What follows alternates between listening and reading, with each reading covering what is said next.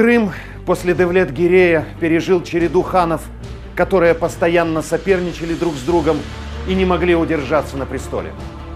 Преемники ослабляли мощь крымского ханства. Они пытались вести независимую от порты политику, но не справлялись с этим. В то же время по соседству с Крымом зарождалась новая сила, которая впоследствии окажет большое влияние на судьбу ханства. Крымское ханство нуждалось в сильном правителе, и судьба подготовила такого для народов Крыма.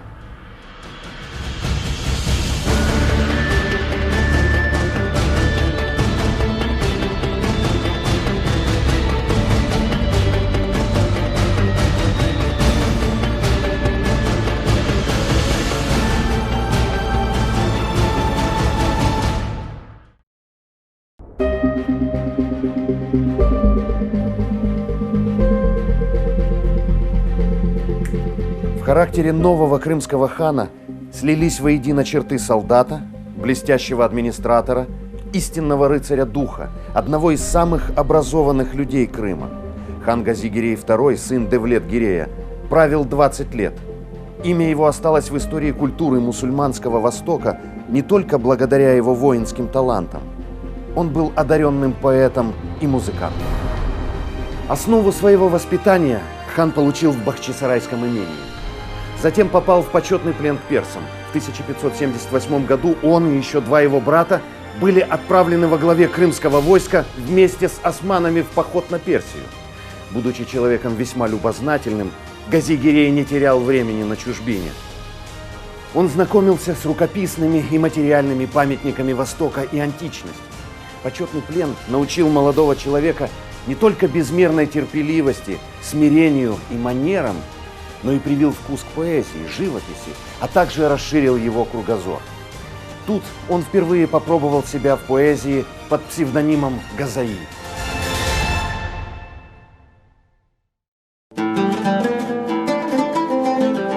После 7 лет плена Гази-Гирей II попал в Эрзурум. Его таланты привлекли к нему внимание еще одного властителя мира – султана Османской империи, ко двору которого бывший пленник был отправлен после освобождения. Мурат уже при первой встрече был впечатлен своим собеседником и пообещал, что когда-нибудь сделает его ханом. И свое обещание исполнил.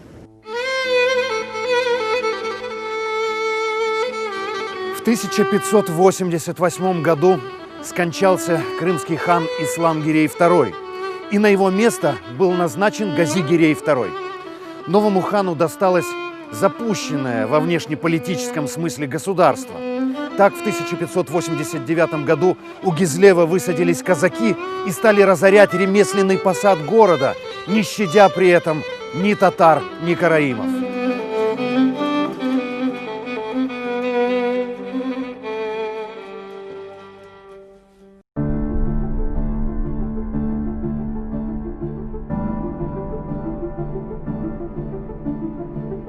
Хан понимал, что набеги – явление не случайное.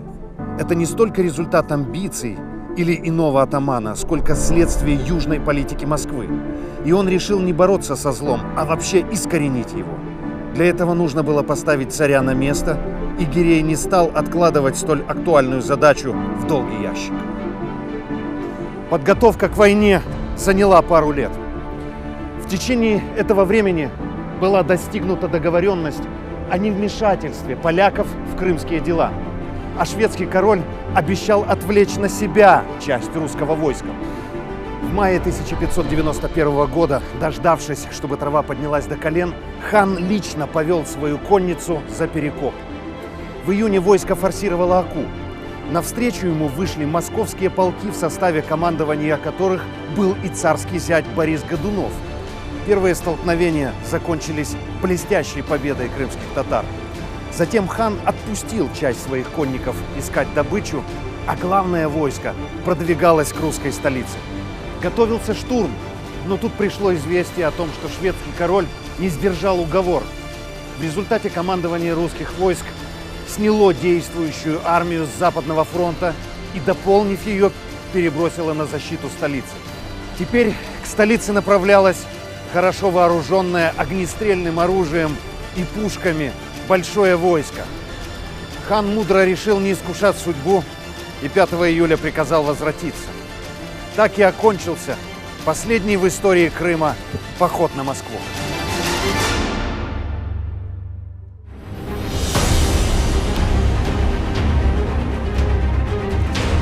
Этот поход не сильно устрашил царя. Московский посол в Крыму заявлял, что царь не обязан отчитываться в своей политике на Украине ни перед кем и может ставить новые города, где захочет. Тогда, дождавшись следующего мая, Гази-Гирей послал своего брата, Калгу Фетх-Гирея, на север. Этот поход был удачнее прошлогоднего и принес, кроме добычи, еще и изменения в политический климат. Царь пересмотрел свою политику, послал в Крым большую дань и предложил установить регулярный обмен послами. Дела с Москвой были улажены на некоторое время.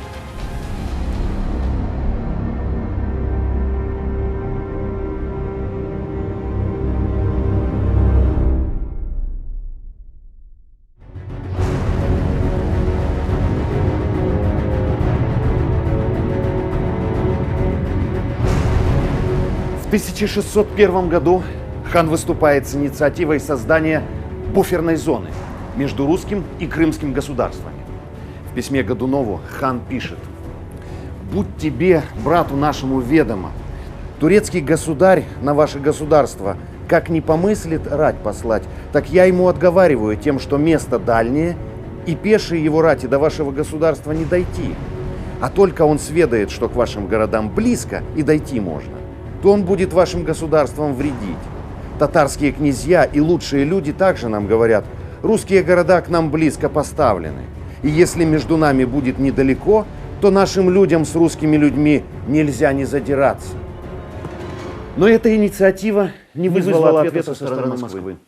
Там сменились действующие лица, и те, кто пришли на смену Борису Годунову в 1605 году, отказались от мирной политики по отношению к ханству. Именно тогда, на заре 17 века, Гази-Гирей до конца понял полную бесперспективность дальнейших переговоров о длительном мире с Москвой.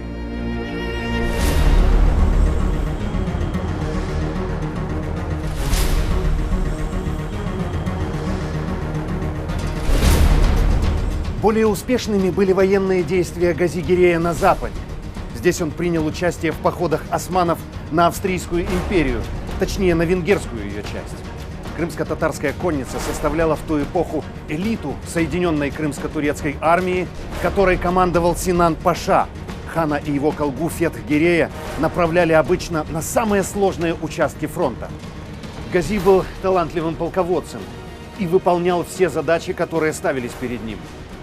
Войны той эпохи велись кампаниями, то есть сезонно. Осенью армии оттягивались домой, а весной все можно было начинать сначала. Но после смерти султана Мурада III в 1595 году султан Мехмед III ввел практику зимовок в оккупированных областях. На местах зимовок хан не бездействовал. Он вступал в деятельные связи с молдаво-валашскими дворянами и купцами, помогал им по мере сил наладить правильные отношения с султаном. Он настолько расположил к себе представителей финансовых и общественных кругов, что они стали просить его править княжествами в качестве воеводы-господаря или султанского бейлербея.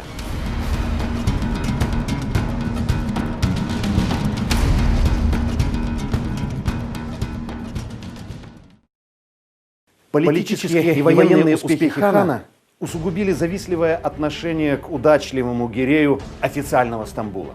Пост великого визиря занял Синан-Паша, большой завистник и недоброжелатель Гази-Гирея.